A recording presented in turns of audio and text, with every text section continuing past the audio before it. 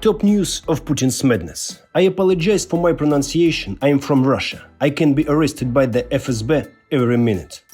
Putin is turning Chernihiv into a second Mariupol. The ancient city, which lays on the road to Kiev, is turning into ruins. Nearly 200 civilians have been killed in Chernihiv as a result of a constant shelling.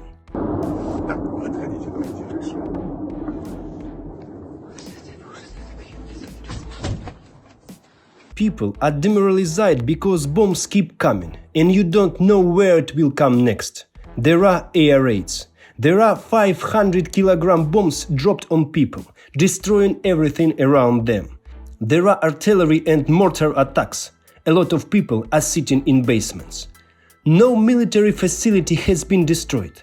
Hospital, kindergarten, school, stadium, libraries and residential buildings are being fired on.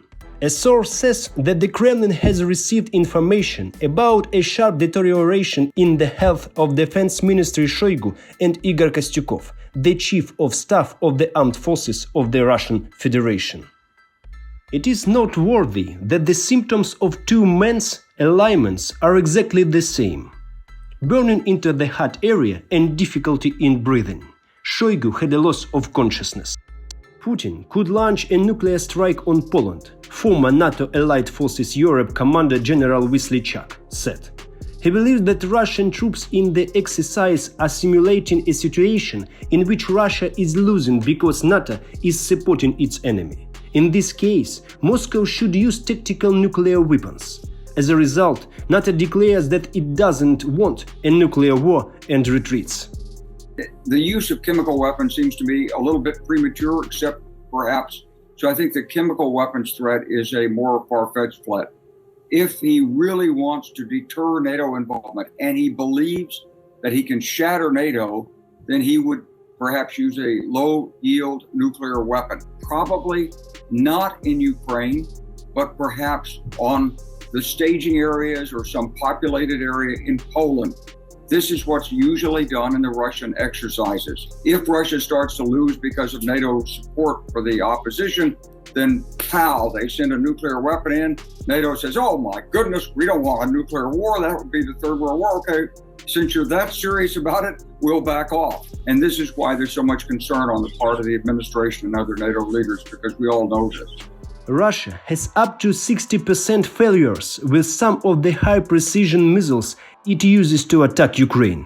This largely explains why Putin has failed to accomplish major tasks since his invasion, such as neutralizing the Ukrainian Air Force, despite the superiority of the Russian armed forces over the Ukrainian armed forces.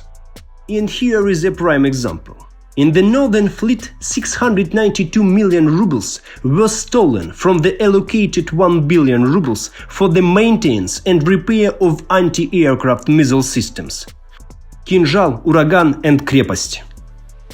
So this is what they keep talking about. Stealing 70% of the allocated funds is indeed a successful success. On March 19, Pastor Dmitry Baidu of the church in the city of Melitopol was kidnapped. He's been with the Russian military for 6 days, no news. These children will grow up, and they will hate Putin's Russia for the rest of their lives, just like everyone else.